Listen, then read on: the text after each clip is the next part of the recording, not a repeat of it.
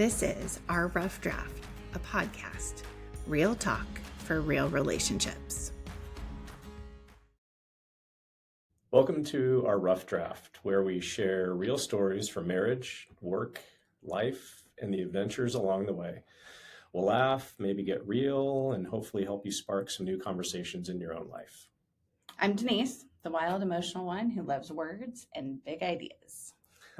And I'm Tim. I'm the practical level one who fixes what she dreams of.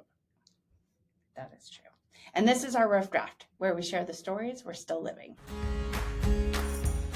Hello. Welcome to Our Rough Draft. Welcome. Excited to get started today. It's been a little bit since we've been in the recording studio. Feels like it's been a minute. Yeah. So get caught up. What's been going on this week? Well, today actually is my last day working for a little while. So starting an extended amount of vacation before going back to work for a month and then being done at the end of November. So a little bit of transition right now. A little scary, a little exciting, kind of a blank slate type of feeling, maybe. Unknown a little bit. A little bit, yeah. Yeah. What about for you? For me, what's been exciting this week is we have a house guest. We have not announced this to the world, but now is dead at time as any. Her daughter-in-law has been staying with us for her birthday weekend. So that's been fun to be able to spend time with her and see Cooper on FaceTime. He's pretty sad he couldn't be here, but I'm glad that she was able to come. Yeah. Also in the Navy, got leave for her weekend to come home. Yeah. So that's exciting.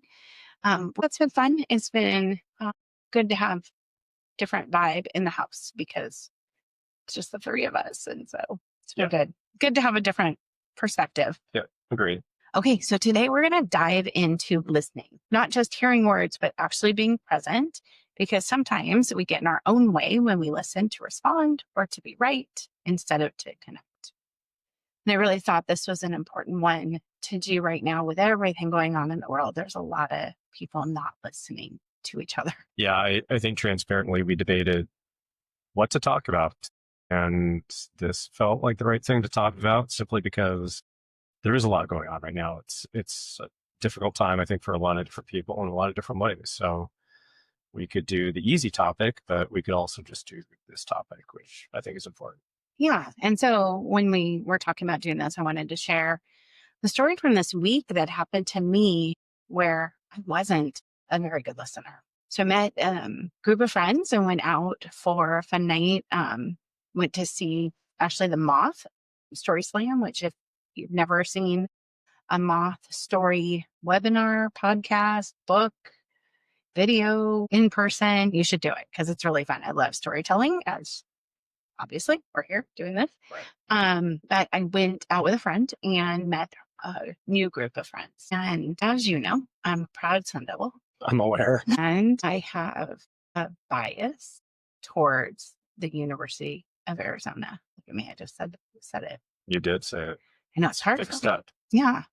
And so this will tie to listening, I promise. When it comes to people talking about the U of A, I'm always ready with a whip, right? Like I'm always ready to be like, no, that's school down south, or, whatever. What do we call Tucson? The dirty tea. Yes. Right? Always something. But in this situation, it backfired on me because this woman who I was trying to get to know, I asked about her senior and high school's plans, and she started talking about medical school. So I knew she was going to talk about the U of A, and I was ready with it. And she said, yeah, she's thinking about the U of A. And I immediately jumped to my proud ASU-ness and said, oh, if they stay open, right? Because they are having some financial difficulties. It was based in truth. Yeah, I suppose that's true. Yeah. But it totally shut her down. And that was not my intent. I had no intent of being right. I had no intent of even caring where her kid wanted to go to college. I just wanted to get to know her. It was just an opener. Yeah. And I shut it down because I was listening for my own stuff, not to actually hear what she had to say. Well, I think it's a great example of how bias creeps in. I mean, your bias obviously is toward ASU and against U of A. And so the minute you, or the second you feel like the conversation is going toward that school, that bias just jumps in. And to your point, the natural response is a quip, a joke or a degrading comment. Jab. Yeah. Yeah. And I think that that's happening so much, right? Like I look at people who start the conversations right now about different topics, whether that is boycotting ABC or attending a memorial service that's happening here this week or whatever that is. And the response is ready to defend your own side rather than just listening to what the person has to say and what they have to share. I think for me, a good example of that is, especially with current topics, which I think everybody probably knows what we're talking about, my logical brain kicks in. And I think that I operate from this point of, and not just about these topics, but I mean, pick a topic. I think my natural response is to operate from a position of logic. What you're saying to me makes no logical sense. I cannot logically understand how you could feel X, Y, Z. And that's not okay, because what you're feeling, what the other person is feeling is just as valid as any logical scientific argument, but I don't see it that way. Well, and Sometimes. it could be their logic, right? Like Right, your right. logic doesn't win. Right. My logic is not the logic, Right. it's my logic. Yeah. So Yeah. So that was an example. And I hope that we can keep talking about this a little bit. But I realized I wasn't actually hearing what this woman was saying. And I was listening for proof or an opportunity to be right. And there's no way that that conversation will then be connection. yeah. So I then had to make amends if I really want that relationship. I can still be right that U of A financial There we difficulties, go. but it didn't have to come up in that conversation. No. Right? Like it just had nothing to do with that conversation. Well, and I think that example goes back to empathy. So go with me here. Being empathetic in a conversation allows you to put yourself in that other person's shoes for a second and understand what point, like where they're coming from. So in this case, this mom who's excited about her child graduating high school, potentially going on to college, trying to get into medical school, like she's operating from a point of pride and excitement, and her kid is probably excited. And so putting yourself there, then you can say, oh, how I need to show up in this particular moment is not with my bias against that school, but to be able to say, oh, that's super exciting. Right. Because it is. Yeah, it is. It's totally exciting. So I think empathy is challenging in listening when, to your point, you're listening to respond, you're listening with a bias of, I know what you're going to say, or I know X, Y, and Z about the situation that you're talking about. And so therefore I'm going to respond a certain way. Yeah. And that urge to move quickly too, I think Right. comes in, right? Like, because we've talked before about how you have people's attention for just a moment. And so I want to get it all out before they stop listening to me. Yeah. And that urge, that pattern plays itself out even when you have enough time. Yep. Even when you don't have something you need to say quickly. But because we're so conditioned to doing that, like I've got to say all the important things because this person's going to stop listening and I just lost them. Yeah, exactly. And you can see when you lose them.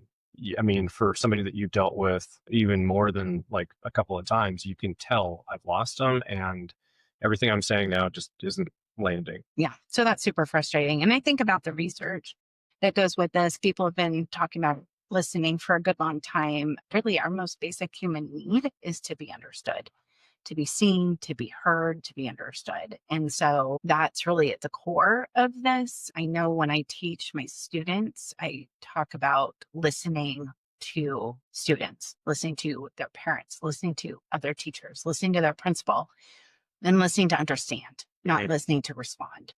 The way I try and practice that, and the word practice I think is really appropriate because at 54 years of age, I still don't have it down. I mean, like I'm still trying to do this, and especially with our kids, especially with people that are closest to us, because I think your biases or what you think you know about them or the situation or what they're going to say creeps in much stronger than maybe if you're talking to a coworker or you're talking to somebody that you just recently met. I mean, I think it's easy in those situations, but it's, man, like 120% easier with your own kids. So the practice is for me to ask a question as the first thing out of my mouth instead of a statement, Mhm. even if it's just tell me more about that, or like what was interesting. Like, I don't know, it just comes at the moment, but that way I have a chance to hear more, and that more can potentially shut down whatever it was I thought about the situation, that it'll hold back that bias. Yeah, I love that. When we practice it at school,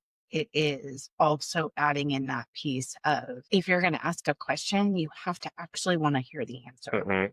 right? You're not That's just key. using it to fill time. You're actually then engaged because what I just said about we lose people, like the listener, the one doing the listening Mhm. has to also practice skills um, as well as the storyteller. Right. Right, it's both sides. And I think that it's good to know that listening is a skill that you can practice and get better at. It's not a personality trait. You are not Oh, a good. bad listener, right? I mean, I think that people think that, Yeah. right? I'm just not that type of person. I don't have deep conversations. I don't listen well. Well, you're not trying. Yeah. Or you haven't learned the skill. Yeah. You've grown up in a household where everybody talks over each other, or you've grown up in a household where people don't talk to each other, and so you haven't had to practice it, or there could be any number of different reasons. But to your point, it's not something you're born with. It's not locked in. And like I'm saying, I'm literally practicing it every single day for the entirety of my life so far. Yeah, absolutely. So I'm going to ask you a question Oh, which I feel is kind of fun because I don't necessarily know what you're going to answer is, but I think I know, but I'm not going to go there because I'm going to practice being a good listener. spin the wheel. So, what's a story that you've wanted to share but haven't felt like you've had the space to tell You best story that I haven't had the space to tell you, or an audience of any type? I think the obvious that comes to mind for me is stories about my military experience, stories about deployment. I think not so much now that there's a lot of time and distance between when I got back and today. I think that the questions don't come up as much anymore. But I think one of the things I really, really struggled with was, and you and I talked about it, we've talked about it a lot. People ask the question, the very general question of like, what was it like? Or what happened? Or what did you do? And on the surface, you could look at those questions as they're interested and they want to know. And what we've talked about is there's not many times I can count on maybe one hand and still hold, you know, a finger down, two fingers down, the number of times that where somebody asked that question, I actually wanted to hear the answer. I actually wanted to listen. I actually wanted to take the time. And so that story, I think, remains untold in a lot of cases because there's not a lot of opportunities to do that, because that's a subject that requires a lot of conversation. It requires a lot of paying attention to by the other person. It requires a lot of empathy to be able to put yourself or try to put yourself in my shoes and experience what I was experiencing, or whatever story it is I'm telling you. And there's not just one story. There's hundreds of stories, some short and funny, some long and tragic. Like, I mean, you could go anywhere with it, but to ask a very general question like that requires, I think, a very deep level of listening. And so, right or wrong, I've learned over time that most people don't want to take the opportunity to take the time to actually hear the answer. So that's an untold story. Yeah. So, we have time. Would you mind is to share like one of the like a story from over there that brought you hope? Let me hope. I think that, well, how much time do we have? I think Much time as you need. so. What we found, or what I found, I won't speak for everybody, but what I found to be true was that we as soldiers, basically an occupying force, were received one way by the kids Mm. who really didn't understand the political landscape, didn't understand a lot of what was going on around them, just saw us there and knew that we were there. received one way by them, received maybe a different way completely by the adults. And so there was a lot of, I think, really mixed emotions where uh, you you would get a reaction from a kid and you'd think, oh, there is hope. Look at these kids are smiling, they're happy. I think there's hope for this country. And then you look at the adults and the adults be frowning or holding up their shoe and waving at you, which is a sign of disrespect.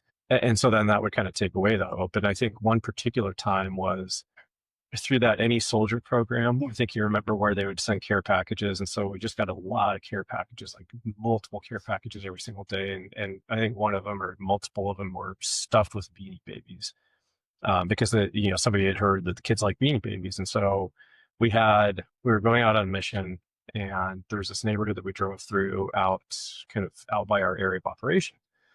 And there was one particular house that was kind of at the end of a T intersection right on the river, right on the Diala River. And so we would pull up and the kids would always wait for us because we were going out at roughly the same time, which is a huge OPSEC issue and really super dangerous because then they can, hit you at the same time. But the kids would wait at the gate to this house for us to roll by. And every time we rolled by, we throw a Beanie Baby or we throw candy or whatever. And there's probably 3 or 4 little kids at that house.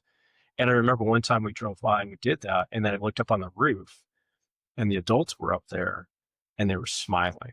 Mm. And that was when both groups, the kids and the adults, were kind of in sync about how they were feeling, at least about us in that moment, like not the US, not the military, not all of it, but just our small little selves. But I felt like there was at least a little bit of hope at that point. So that's cool. Yeah. That's awesome. Thanks. Yeah. That's cool. That's a good answer. And I think that I have been guilty of not always giving you the space to tell the story because, well, we'll get into all of that some other day, but that piece of what? Well, just the whole piece of the deployment and like what the two sides were, right? I was trying to hold the house together. I was trying to hold the family together. And you were trying to survive a war. And it's hard when you come back together, when you've both had really stressful things, to hear the other person's story and wait to tell your side. Yes. And I think that applies in a lot of cases. I think we've talked before about it's not a game of one-upsmanship. I had a bad day. I had a worse day. Let me tell you about mine. No, I want to tell you about mine. I think you can it just builds up and builds up, and it's like a competition all of a sudden. So to your point, who had it worse? For the record, you absolutely had it worse, 100%.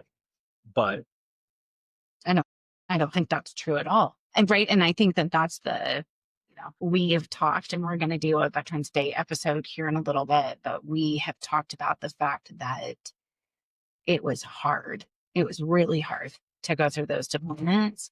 And we came out the other side better, more resilient, with skills that we didn't know that we needed that have served us really well. And I am so forever grateful that we had that experience. I would not wish it on the world, but I wouldn't trade it either. No, not at all. Not once have I ever wished that it didn't happen. Not once have I ever tried to, like if I had a time machine, I could go back and erase it. I wouldn't do it any different. I think it was valuable. To your point, it was valuable for us as spouses, as parents, as just human beings. Yeah. Yeah. I absolutely feel that way. So we just have to keep asking those questions and making space for the conversations in the room. And I think that's the other piece of, we also have to build a community around you of people that are willing to hear the stories too, because sometimes you can be tired and not ask the right questions, not go deep enough, not have interest. Like for me, especially in those first days when you were first back, like I didn't want to hear about things getting blown up, people being shot, any of those things. And because you're infantry, most of your stories have to do with that. I mean, I asked the freaking hope story just now, right? Like I don't necessarily want to know that stuff. And at the same time, it's part of the story and you get to share it.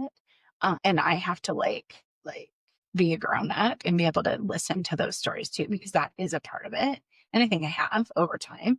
But again, that's that piece of how do you just hold space for the other person, not take it on yourself? And so I can I can overemphasize, emphasize, not the right word, empathize, There you go. um, and feel too much, right? And so sometimes I have to just go to that place of what question do you want me to ask to keep the conversation going versus what are you feeling? What are you thinking? And just keep a little bit of a healthy distance between me and the story so I don't get pulled in to that piece of it, which then, right, I think, which is important, it allows you to feel the emotions and not me take them over. Yeah, and I think that that's a really interesting point about asking the right questions to keep a conversation going. So whether it's this conversation, whether it's any conversation, but I think your point about an example. So you asked the question of what gave me hope. So that points me in a direction. It points me toward, well, I'm going to leave out the bad stuff because the bad stuff didn't give me hope.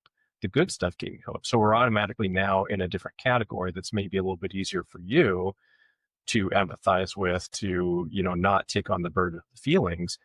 Those other stories, though, like I think conversation killers can be ones where you're not you, one is asking questions that I don't know a good way to put this, but like a question around, so how does that make you feel? How do you like? It's like a challenging question. It's like a question that's designed not for getting more information out of the person, but almost like causing or asking them to dig deeper into their feelings or their like. Sometimes a story needs to be a story because the Mm. feelings are there, but you don't always have to dig in. You don't always have to dig into the bigger parts of the moment, I guess. I don't know if I that makes any know it sense. totally does. I think that what that brings up for me is just this idea of how do we connect with, like, I don't need to be your therapist. I don't need to solve anything for you. I just want to connect with you and you get to decide how deep that is. Yeah. I don't like it almost feels rude to then tell me, well, what was the emotion that you were feeling while you had, right? Like, whatever. Like, it, Because I think that's here's maybe a better way of putting it.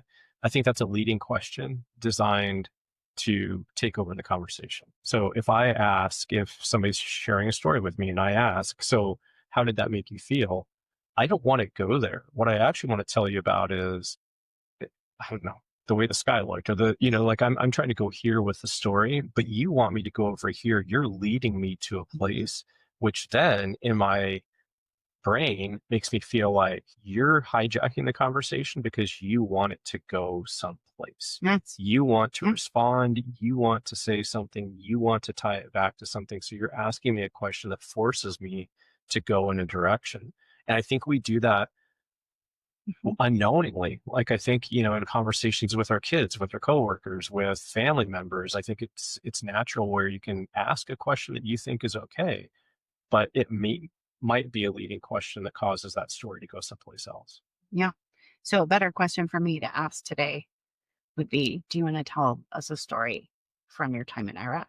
And you just pick the story, I don't. just following our like line of thinking today. I think so. I mean, I think that's valid, but I also think, and this is just me, so take it for what it's worth. I think asking that question at the beginning of the conversation is fine because I think you're asking for something that you want to know. I want to know if there's hope. I Right. want to know if Right. you felt hope. I get to choose the story and tell the story. But if that comes into the middle of a conversation, Yeah. then I think that's when it starts leading. So I think at the beginning it's fine because that's what you want to know. That's the question you get to ask. Yeah. And as the storyteller, you can layer in hope with non hopeful situations. Yeah. You can take it wherever you want to go Right. then. Yeah. Yeah. That's great. Do you want to ask me a question today? Yeah. We had three that you had a choice from Show me. right there. Can you tell me a time when you really felt listened to or really felt understood? That's a great question. It goes back to that place of I feel listened to when I can slow down in my answer. So when I am not rushing to keep somebody's attention. So that's when it's not, right? It's not when somebody is focused on something else, moving on to the next thing, hurrying me along, I don't feel heard or listened to then. I'm going to share about when I went to a writer's retreat and we had basically a protocol for how we shared. And it was listen first, then you could ask questions or you could give feedback, but it had to be very clear that you weren't hijacking the story or going somewhere with it. And I got an email from an author that ran it this week. And in the way she started the email, and she's like, Denise, I've been thinking about you. I'm doing this right now. It really connects with who I think you are. And I was like, yeah, absolutely. Like in that moment, I realized that she heard me for the time that we were together and she figured out who I was based on that. Okay. And then that allows me to now later feel like, oh yeah, I was really seen. So for me, I mean, it's bad. I am up in front of students all day, every day. And I feel like they hear me and they listen really well. They really do. They're not on their phones. They're not on their computers. They're engaged with what I'm having to say. It's really powerful and really such a good thing to be a part of. So I feel heard and listened to every day to that next level of like, when do I feel seen? Like as a human, it's really, spending time with people who are also trying to tell stories. Like that's where I feel like. That's interesting. Yeah, I think I won't say that I won't say that your answer is almost universal because I have absolutely no idea if it's universal or not. I haven't done any research, but I will say for me that holds true as well. I think that's a huge part of a listener is being able to pay attention to the point where the other person feels listened to and understood, and not that you have to hold my attention. I mean, and it's so Right. simple. I mean, you and I have talked about people that we've worked with in the past and they're distracted and they're always on their computer or they're on their phones or and I think it's even worse with remote work now. And I'm finding it a lot where I can see the entire meeting room full of people and I can see that every single one of them is on their computer and not on their computer, like following along with the presentation that's going on, because that's up on the screen. Wow. You don't have to look at your computer to see it on the screen. They're just busy doing whatever it is they're doing. And I know that it's not related to the conversation that we're having. And it drives me crazy Well, and because it's so simple. doesn't it make you feel like you're not going to then participate? Yeah. Nobody else is doing it, so why should I? And especially, I think so. Let's talk about power dynamics and listening. Let's talk about positional power. Or so in a room of different leveled people, could be people that work for you, could be people that work above you, whatever it might be. There is that power dynamic. And if I see the people above me positionally not paying attention, so why should I pay attention? So are they so important that they have so many things going on to the point where they don't have to listen, even though they're present in the room and this is designed to give them information that they need? They've chosen to not pay attention and not listen. And what that does to that relationship and what that does to the trust, Mhm. I think it destroys trust. Being a good listener can build so much trust, but the opposite is also true. It's funny that you say that because we talk about teachers are the worst audience. Teachers, like future teachers, like my students, they're awesome. But like actual teachers, we're really bad. You get us in a group situation and 100% of the people will not be paying attention to the meeting. It's bad. And we all comment like, if this was our class, like Wow. we would be so upset. So but it does erode trust when you aren't listening to the people who are presenting, who've put work into, who are ready to share ideas with you. You don't have to love it, Right. but you do have to be a good audience for Yeah. it. Yeah. I agree. Yeah, that's really interesting. We also talk about listening with the intent to understand versus the intent to reply. We've had that in our lives. Well, wait, I've got an answer. I'm going to respond. But like, it's not helpful. So I think that really draws us back to what's happening in the world right now. The world is so loud and there's so much discontent. And there's so many ideas, and everybody wants their voice out first. And so there isn't a lot of room for listening and asking questions, right? No, not at all. I feel like that I think has been an epidemic for a long time, Mm-hmm. honestly. I think that as we've become more divided, as we've become more entrenched in our own beliefs, and I'm just as guilty as anybody else. I'm not perfect in this.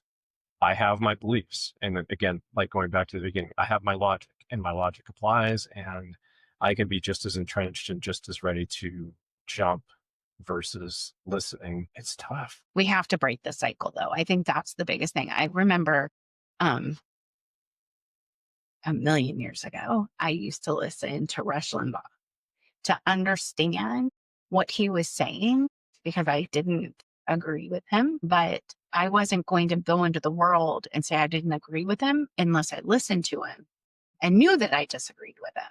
Right. And so there's a level of we think we know better, but we're not asking. And we have these big groups and lumps of people that you're either here or you're here, but Mhm. we're not digging in and asking those questions of like, why does this bring up sadness for you or fear for you or anger for you? Can we talk about that?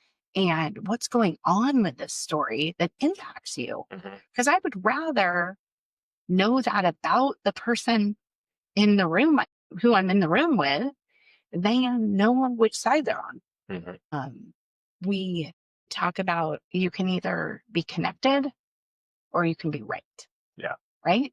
So sometimes you can be right and be connected. Sometimes you can be right and cause a disconnection. Yep. But like, what do you want? You want the relationship. And I'm not saying if people are rude and racist and unkind and abusive that you need to stay in that conversation. Right.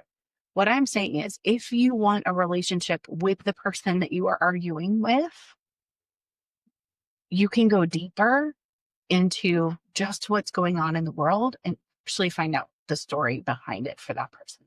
Agreed. Yeah, and I think that's an important point. Nothing in what we're saying is endorsing that you have to give up your own opinions, your own values, thoughts, feelings, etc. But I think it is important to investigate, and I think that's something I know I need to be better at, and I am going to try to be better. But even when you investigate, you might still come to the same answer. For sure. And I also want to talk about this other point is this is not what I'm talking about is this. It is one-on-one, small group conversation. Seek first to understand and be in a relationship with somebody, ask questions, find out what's going on with them, look at them in the eyes, right? Do all of those things. I do not believe these techniques will work on social media. Like No. that is not communication. That is not connection. Yeah. That is distraction. Yeah. Agreed. I agree.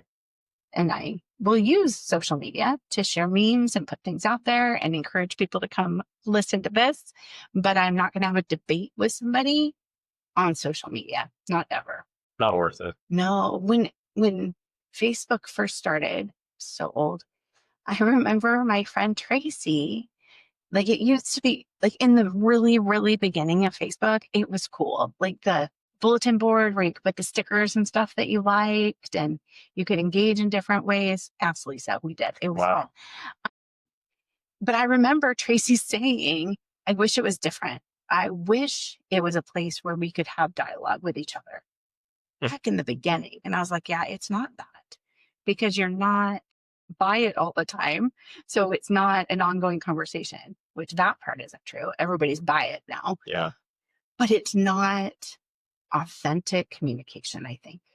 Yeah. I mean, I think all of us have had countless examples where we have been sucked into a debate on the internet in some form or fashion and how that turns out. And it's never, at least in my experience, it's never productive. It never ever, you're never going to change anybody's mind because you don't have that ability to have that back and forth. You don't have the ability to look them in the eye, to try and practice a little bit of empathy. You don't. And often you're arguing with strangers. You have zero knowledge of their situations or where they come from or what they do. Or, I mean, it's hard enough talking back and forth in a relationship with somebody that you know versus talking to some random person on the other side of the world or on the other side of the country behind a keyboard. Yeah. And you're not trying to make a connection there. No, You're usually trying to argue. You're just trying to be right. Yeah. Yeah. Yeah. You don't want the connection. Yeah. Awesome. Thank you. So this week we really talked about listening. So maybe listener challenge, you could start with asking someone whose opinion differs from you a simple question. Can you tell me what led you to feel this way? And just listen. No interrupting, no judging, no faces. This is how connection survives, even when the world feels chaotic. Yeah. But again, only with people that you're hoping to have a relationship with, whether that is friendly relationship, neighborly relationship, loving relationship. Those relationships have to have communication as a part. Mm-hmm. So you have to decide what level of that, but then you got to dig in and you got to find out those people's stories. So, all right. Renee says empathy is connecting with the emotion that someone is experiencing, not the event or the circumstance. So I don't have to have gone to Iraq. You don't have to have gone to a writer's retreat to experience the feeling that I had when I was doing it or the feeling that you had when you were doing it. And that's where connection lives, which is cool. Great. Yeah. I mean, I think that really,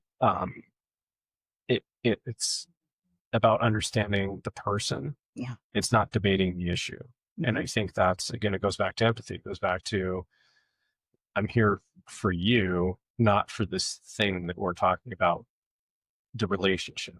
That's the important part. Yeah, absolutely. And people are going to have different opinions and ideas from you, and you're going to have to figure out if that relationship matters more. Yeah. Yeah, absolutely. Yeah, it's hard. All right. So think about a time someone listened to you so well, you felt lighter in the world. What did they do differently? And you can then ask a partner, a friend, or a child, when do you feel like I really listened to you? And then listen to them. And then do it. Right.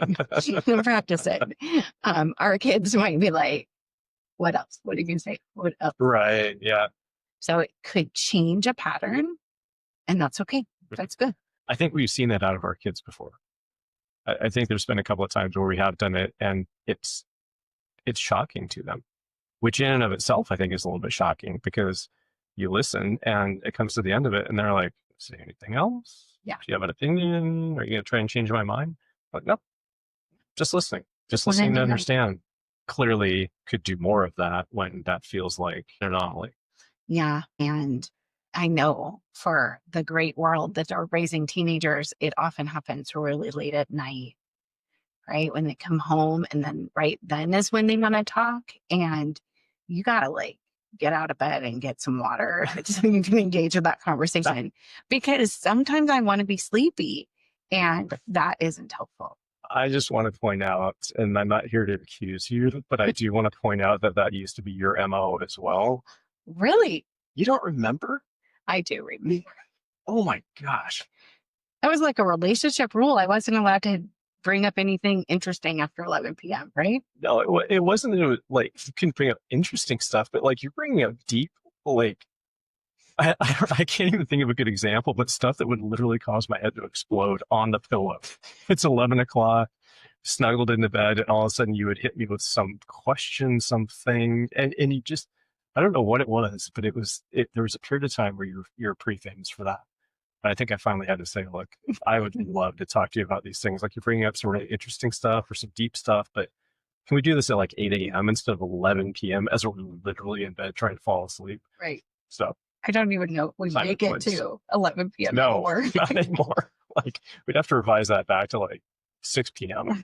Okay. Well, you have a lot of listening opportunities. So pause, stay curious, repeat back what you heard, ask good questions. Listening, again, we started out this way. Listening is so critical. And it sounds obvious, but I think we often forget. I think it's just important. And especially like we said, even more important in the times that we're in right now. Quote from Adam Grant here, I think sums it up really well. Good listeners are not passive sponges. They're active participants in the conversation. Listening is an activity. Yeah. It's not a passive thing. So go out, be active this week. Listen to those around you and truly listen to understand. Yeah. That will get us back to being connected, I believe. I think so too. Awesome. Thanks for being here. We will be back with another episode on maybe a lighter topic next week. Yeah. Thanks for listening, everybody. Take care. Bye.